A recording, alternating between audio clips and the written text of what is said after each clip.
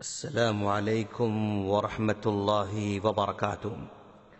سامعین کرام، آج کی اس مجلس میں ہم یہ بتانے جا رہے ہیں کہ قربانی کا جانور کیسے ذبح کریں۔ عام طور پر لوگ قربانی کے موقع پر جانور ذبح کرنے کے بارے میں پریشان رہتے ہیں۔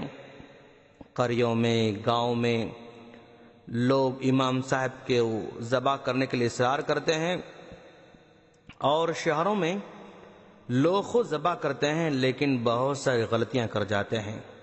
قربانی کرنے سے پہلے اپنی چاقو کو اچھی طرح تیز کر لیں، کیونکہ اللہ کے رسول صلی اللہ علیہ وسلم کا فرمان ہے، اور جب ذبح کرو تو اچھے طریقے سے ذبح کرو، چھری کو تیز کر لو، ذبیحہ کو آرام پہنچاؤ۔ یہ مسلم کی روایت ہے۔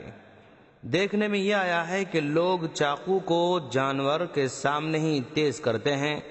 ایسا نہیں ہونا چاہیے، بلکہ جانور سے چھپا کر چاقو تیز کریں، کیونکہ مسند احمد کی روایت ہے، حضرت عبداللہ بن عمر رضی اللہ تعالیٰ عنہ کہتے ہیں کہ اللہ کے رسول صلی اللہ علیہ وسلم نے حکم دیا کہ چھری کو تیز کر لیا جائے اور اسے جانوروں سے چھپایا جائے۔ اسی طرح معجم طبرانی کی روایت ہے، حضرت عبداللہ بن عباس رضی اللہ تعالیٰ عنہ کہتے ہیں کہ اللہ کے رسول صلی اللہ علیہ وسلم کا گزر ایک ایسے شخص کے پاس سے ہوا جس نے بکری کی گردن پر پاؤں رکھا ہوا تھا۔ وہ چھری تیز کر رہا تھا اور بکری اسے اپنی آنکھوں سے دیکھ رہی تھی، تو آپ نے فرمایا، یہ کام اس سے پہلے کیوں نہ کر لیا؟ کیا تو اسے 2 دفعہ مارنا چاہتا ہے؟ یعنی یہ معجم طبرانی کی روایت ہے۔ اس سے معلوم ہوا کہ چاقو کو تیز کرنا ہوگا، لیکن جانور کی نگاہوں سے چھپا کر تیز کرنا ہوگا۔ پھر اس کے بعد جانور کو اس کے بائیں پہلو لیفٹ سائڈ لٹائیں، رخ اس کا، چہرہ اس کا قبلے کی طرف ہو، سیدھے ہاتھ میں چاقو ہو، سیدھا پیر گردن پر ہو، بایاں ہاتھ گردن پر ہو، چھری کو اس کی نظروں سے اوجھل رکھے اور ذبح کرتے وقت یہ دعا پڑھے، انی وجہت وجہی للذی فطر السماوات والارض حنیفا وما انا من المشرکین، ان صلاتي ونسكي ومحياي ومماتي لله رب العالمين لا شريك له وبذلك امرت وانا اول المسلمين، اللهم ان هذا منك ولك عن۔ اس کے بعد جس کی جانب سے قربانی کرنا ہو اس کا نام لیں اور بسم اللہ اللہ اکبر کہتے ہوئے تیزی سے چھری حلق پر چلائیں۔ اگر اتنی لمبی دعا نہ پڑھ سکیں تو کم از کم اتنا پڑھیں، اللہم ان ھذا منک ولک عن۔ اس موقع پر جس کی جانب سے قربانی کی جا رہی ہو اس کا نام لیں اور بسم اللہ اللہ اکبر کہہ کر ذبح کریں۔ اگر اتنا بھی نہ ہو سکے تو بسم اللہ اللہ اکبر کافی ہے۔ اچھی طرح ذبح کریں، رگ کٹ جانے کا یقین ہو، جانور تڑپتا ہے، اس کا خون تیزی سے باہر نکلتا ہے۔ بس اوقات تجربہ نہ ہونے کی وجہ سے خون ہمارے کپڑوں کو ہی اچھلتا ہے۔ احتیاط سے کریں۔ اگر ذبح کرنے میں تجربہ نہ ہو تو قصاب کی بھی مدد لی جا سکتی ہے، تھوڑا سا ذبح کر کے قصاب کے حوالے بھی کیا جا سکتا ہے۔ جب ذبح سے فارغ ہو جائیں تو جانور کے ٹھنڈا ہونے کا انتظار کریں۔ عام طور پر قصاب حضرات کو جلدی ہوتی ہے، وہ فوراً ذبح کر کے کھال کو نکالنا شروع کر دیتے ہیں، اس کے پیر سے کھال نکالنا شروع کر دیتے ہیں۔ ان کو منع کریں، روکیں۔ اس کی روح نکلنے کے بعد اس کی گردن توڑی جا سکتی ہے، کھال اتاری جا سکتی ہے، کیونکہ حضرت ابو ہریرہ رضی اللہ تعالیٰ عنہ کہتے ہیں کہ اللہ کے رسول صلی اللہ علیہ وسلم نے حکم دیا کہ جانوروں کے جسموں سے روحوں کے نکلنے سے پہلے جلدی نہ کرو۔ یہ دارقطنی کی روایت ہے۔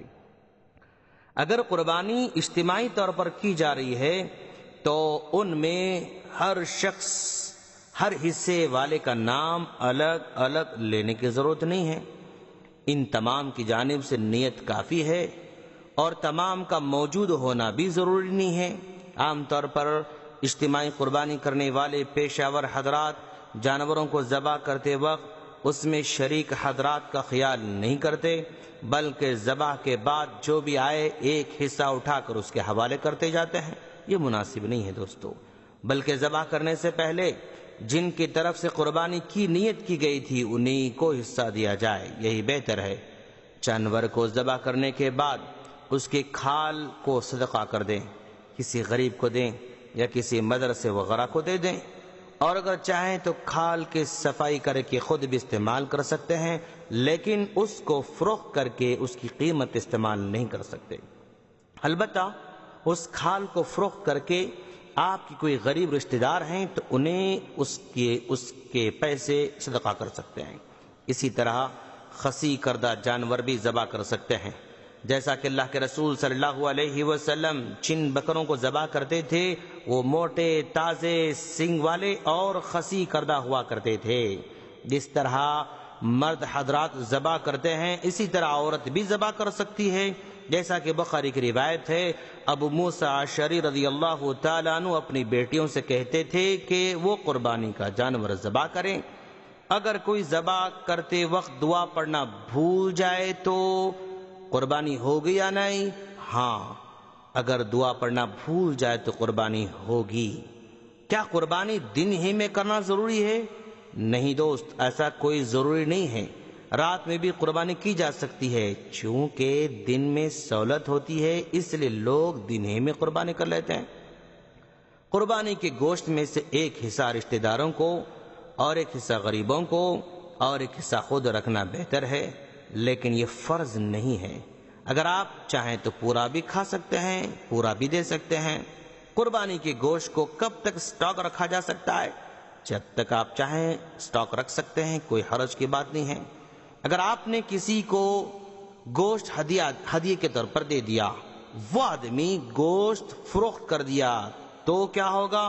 کوئی حرج کی بات نہیں ہے، کیونکہ صدقہ لینے والا چاہے وہ کھائے یا فروخت کرے کوئی فرق پڑنے والا نہیں ہے۔ ہاں، البتہ قربانی کرنے والا اپنے گوشت کو فروخت نہیں کر سکتا ہے اور نہ ہی اس جانور کی کوئی چیز فروخت کر سکتا ہے۔ بس اوقات جانور ذبح کرنے کے بعد اس کے پیٹ سے بھی بچہ نکلتا ہے، اگر مردہ نکلے تو اس کی ماں کو ذبح کرنا ہی اس کا ذبح کرنا ہے، یعنی وہ بھی حلال ہے۔ اگر زندہ نکلے تو اس کو بھی ذبح کر دیں۔ اگر اس کو بھی ذبح کر دیں گے تو کیا دو قربانی شمار ہوگی؟ نہیں دوست، ایک ہی قربانی شمار ہوگی۔ اگر قربانی کا جانور خریدنے کے بعد عیب دار ہو جائے، اگر بدلنے کی استطاعت ہے تو بدل سکتے ہیں، لیکن اگر بدلنے کی استطاعت نہیں ہے تو اسی قربانی کی جا سکتی ہے۔ اگر جانور قربانی سے پہلے بھاگ جائے، اگر چاہیں تو دوسرا جانور لے سکتے ہیں، لیکن اگر استطاعت نہ ہو تو انشاءاللہ وہی جانور کی قربانی شمار ہوگی۔ لیکن اگر عید کے بعد اگر مل جائے یا پہلے مل جائے تو اس کو ذبح کرنا پڑے گا۔ ہم اللہ سے دعا کرتے ہیں کہ باری تعالیٰ تو ہم تمام کو اسلامی احکامات کو جان کر ان پر عمل کی توفیق عطا فرما، آمین۔ السلام علیکم ورحمۃ اللہ وبرکاتہ۔